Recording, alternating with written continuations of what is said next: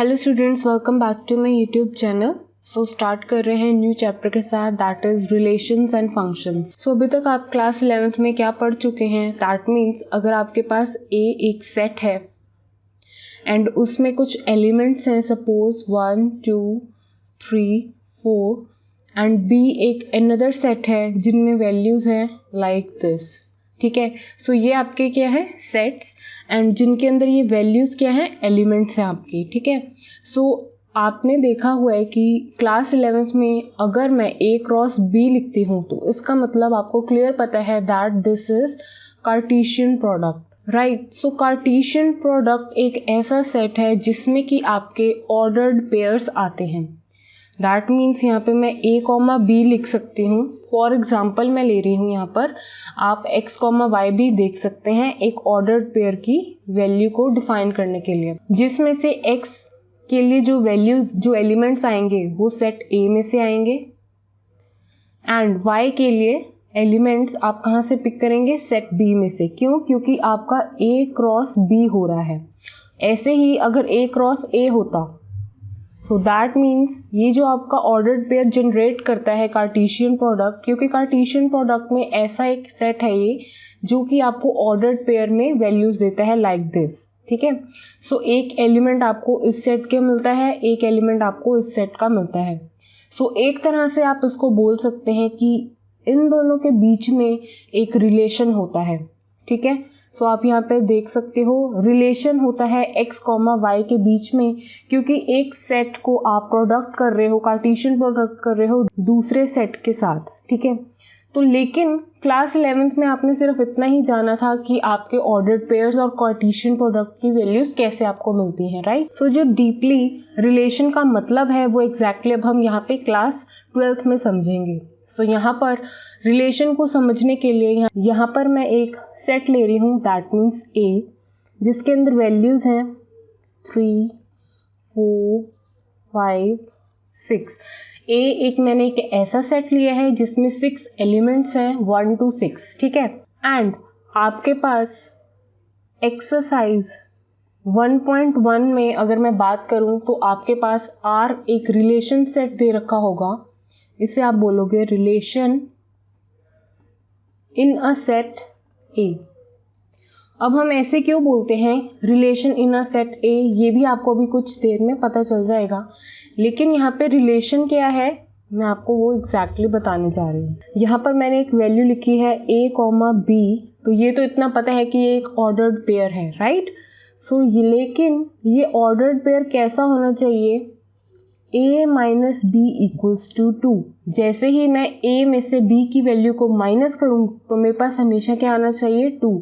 ये मैंने एक रिलेशन आपको बताया है कि आपके पास एक सेट a है, ठीक है, एंड मैंने आपको एक r नेम से रिलेशन भी डिफाइन करके बताया है कि अगर आप ऑर्डर्ड पेयर लिखना चाहते भी हैं यहाँ पर, तो आपके वो ऑर्डर्ड पेयर का जो रिलेशन होगा आपस में इन दोनों के बीच में, A कैसे होगा B से related, A is related to B।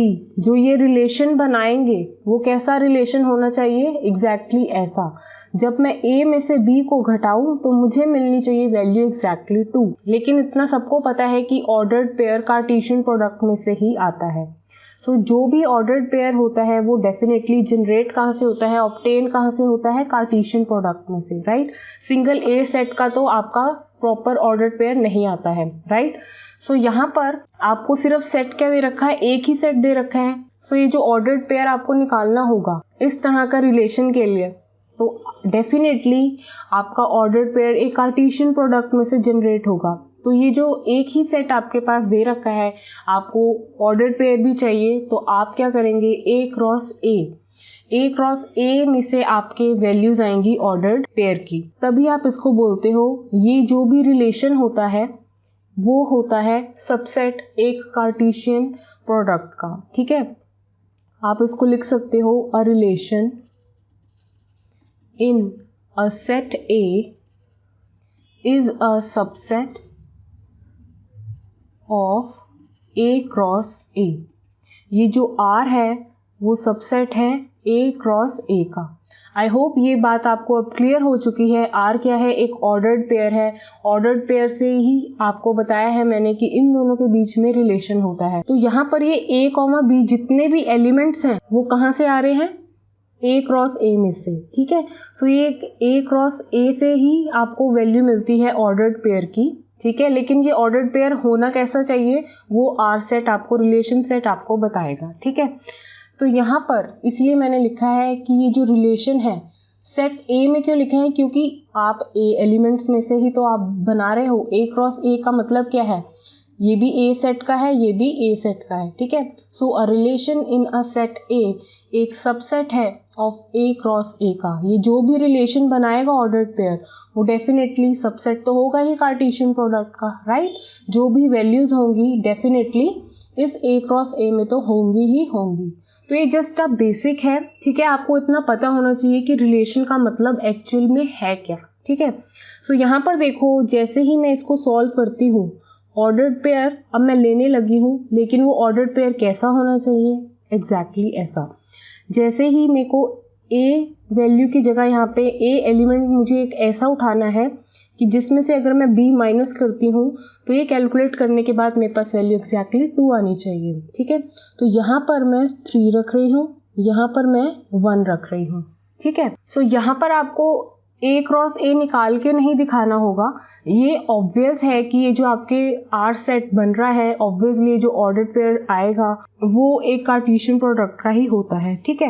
आपको मेन क्या निकालना होता है, R सेट, जिसमें कि आपको ये डिफाइन किया होता है कि आपको ऑर्डर्ड पेयर लेने कैसे हैं। तो यहाँ पे मैंने 3,1 क्यों लिखा, क्योंकि जैसे ही मैं 3 माइनस 1 करूँगी तो मुझे वैल्यू क्या मिलेगी, 2। तो ये सेटिस्फाई कर गया है। दैट मीन्स R सेट में आप ये रिलेशन सेट में आप ये रख सकते हो, ठीक है। अनदर वैल्यू देखो मैं ऑर्डर्ड पेयर की ले रही हूँ इसी एलिमेंट्स में से, इन्हीं एलिमेंट्स में से।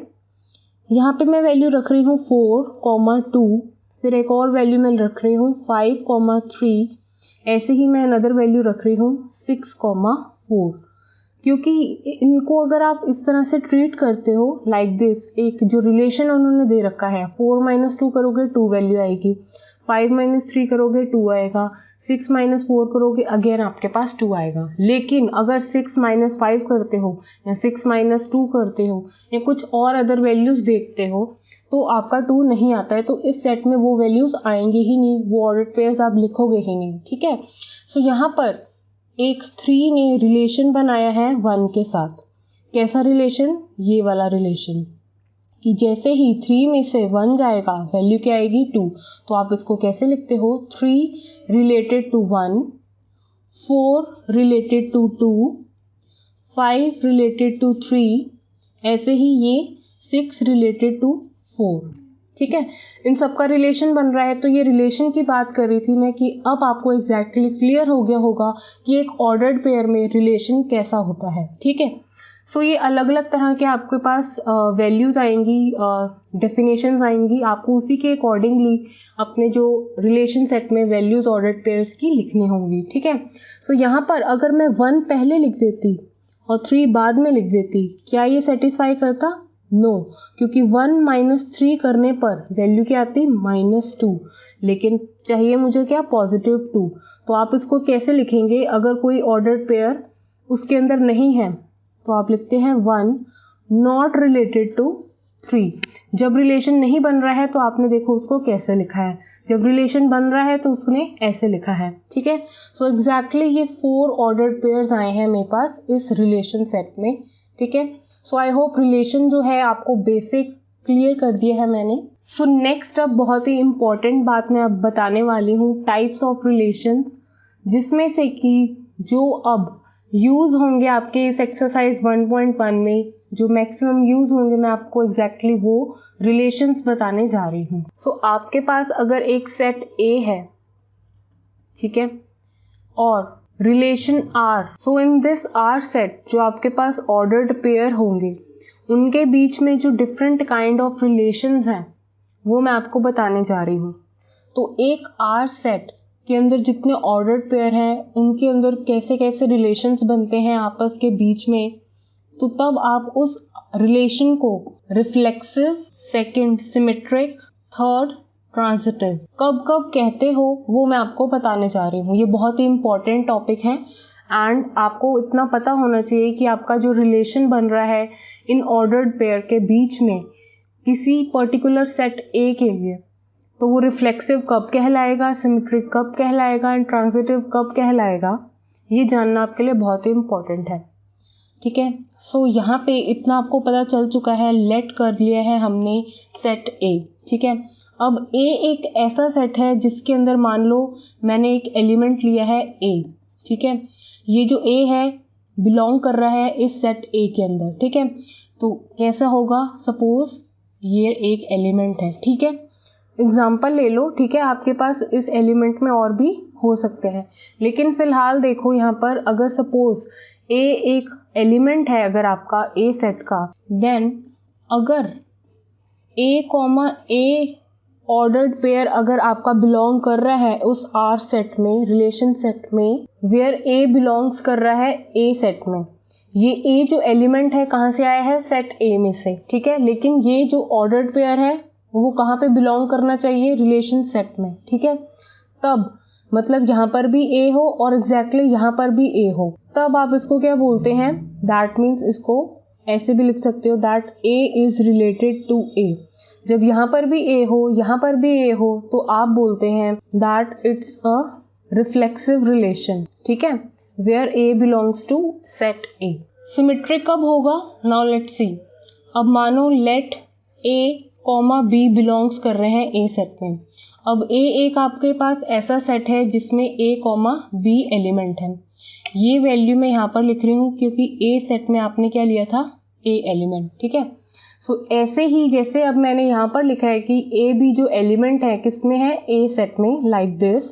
तब अगर तो ए कॉमा बी ऑर्डर्ड पेयर है, बिलोंग्स कर रहा है इस रिलेशन में, एंड साथ में ही बी कॉमा ए भी बिलोंग कर रहा है उस आर सेट में, रिलेशन सेट में, तब आप बोलोगे दस इट्स सिमेट्रिक रिलेशन। तब आप बोलोगे that it's a symmetric relation. कब, जब आपका ए कॉमा बी बिलोंग कर रहा है, ये एक ऑर्डर्ड पेयर है इस तरह का जहाँ पे एक एलिमेंट ए है, एक अनदर बी एलिमेंट है। ठीक है, बिलोंग कर रहा है आर रिलेशन सेट में, एंड साथ में ही बी एंड ए इस तरह से भी एक ऑर्डर्ड पेयर है।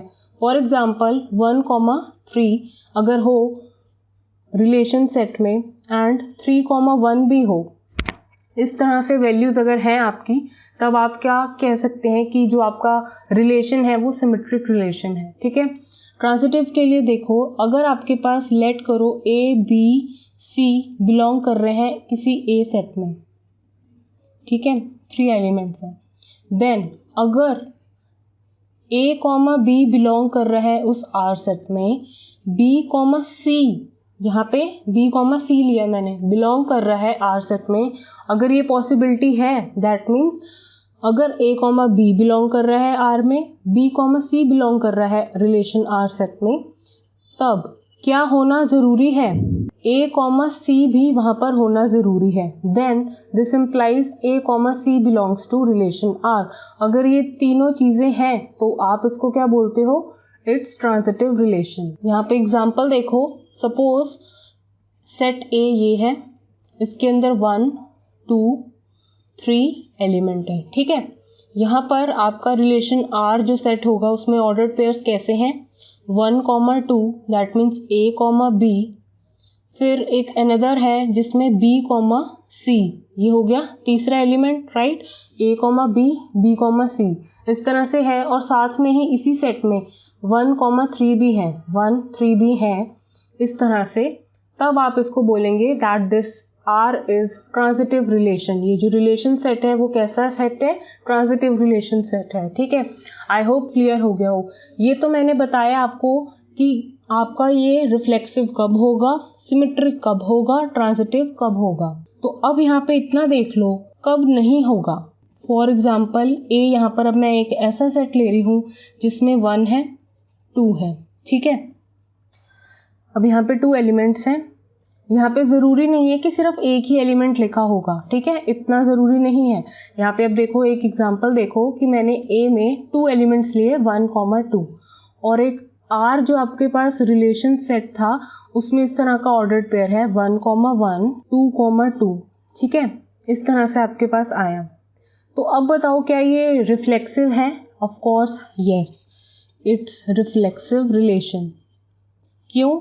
क्योंकि आपने देख लिया कि आपके पास अगर ए सेट था तो आपके रिलेशन सेट में 1, 1, 2, 2 मतलब रिफ्लेक्सिव होने की सारी प्रॉपर्टी उसने होल्ड करी। सो यहाँ पे मेन इंपॉर्टेंट पॉइंट बताने जा रही हूँ रिफ्लेक्सिव में, अगर वहाँ पे ए था सिर्फ तो वहाँ पे ए होना ज़रूरी था। अगर यहाँ पे 1 and 2 एलिमेंट्स हैं तो यहाँ पे उसी नेम के 1, 1 एक ऑर्डर्ड पेयर होता, 2, 2 एक ऑर्डर पेयर होता, ठीक है। तो यहाँ पे है तभी ये रिफ्लेक्सिव है। अगर आपके पास ए सेट में 1, 2 है लेकिन आपके पास रिलेशन सेट में सिर्फ 2, 2 है, 1, 1 नहीं है, तो आप इसको ये नहीं लिख सकते कि that this is reflexive. No, it's not reflexive अगर 1, 1 नहीं बिलोंग कर रहा है इस आर सेट में। तो ये बहुत इंपॉर्टेंट चीज़ मैंने आपको बताई है, नोट कर लो। जो भी एलिमेंट बिलोंग कर रहा है तो उसका ऑर्डर्ड पेयर इस तरह का होना वहाँ पे ज़रूरी है। तो अगर यहाँ पे 3 एलिमेंट होता सपोज, तो यहाँ पे 3, 3 का होना भी इम्पोर्टेंट था, ठीक है। तो आई होप रिफ्लेक्सिव के लिए आपको क्लियर हो गया हो और कब नहीं है रिफ्लेक्सिव ये भी क्लियर हो गया हो, ठीक है।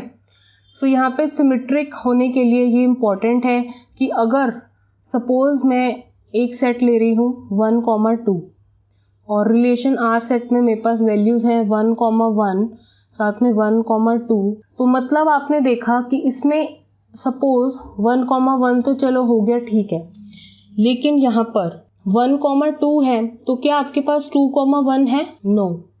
तो यहाँ पर ये जो चीज़ है आपकी वो सिमेट्रिक नहीं कहलाएगी जब तक आपके पास अगर a, b है लेकिन b, a नहीं है।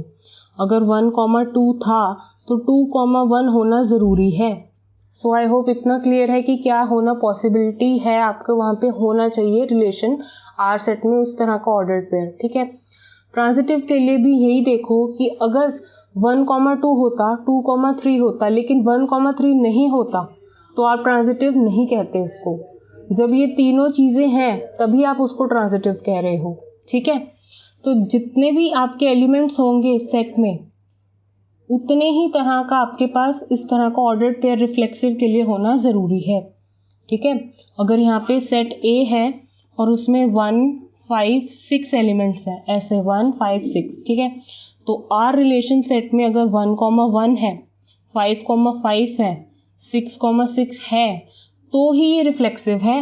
अगर इसमें से कोई एक वैल्यू भी नहीं होती या एक वैल्यू भी मतलब एक ऑर्डर्ड पेयर नहीं होता, सपोज ये वैल्यू नहीं होती, तो आप यहाँ पे इसको रिफ्लेक्सिव रिलेशन नहीं कहलाते, ठीक है। आई होप क्लियर हो गया हो कि आपको रिफ्लेक्सिव, सिमेट्रिक एंड ट्रांजिटिव का मतलब अच्छे से पता चल गया है। आगे की वीडियोस में हम सॉल्व एग्जांपल्स देखेंगे ताकि जो आपके डाउट्स हैं कंसेप्ट आपका और भी स्ट्रांग हो जाए। एंड एक चीज़ और, अगर जिस भी पर्टिकुलर रिलेशन के लिए रिफ्लेक्सिव, सिमेट्रिक और ट्रांजिटिव तीनों चीज़ें होती हैं, वो रिफ्लेक्सिव भी रिलेशन होल्ड करता है, सिमेट्रिक रिलेशन भी होल्ड करता है एंड ट्रांजिटिव रिलेशन भी होल्ड करता है। अगर कोई भी रिलेशन आर सेट उसके अंदर सिमेट्रिक, रिफ्लेक्सिव, ट्रांजिटिव हर तरह का रिलेशन है अगर उस ऑर्डर्ड पेयर में, तब आप उसको बोलते हो इक्विवेलेंस रिलेशन। तो इसके बारे में भी हम देखेंगे लेकिन कमिंग वीडियोस में। So thank you students for watching this video. Please like, share and subscribe to my channel.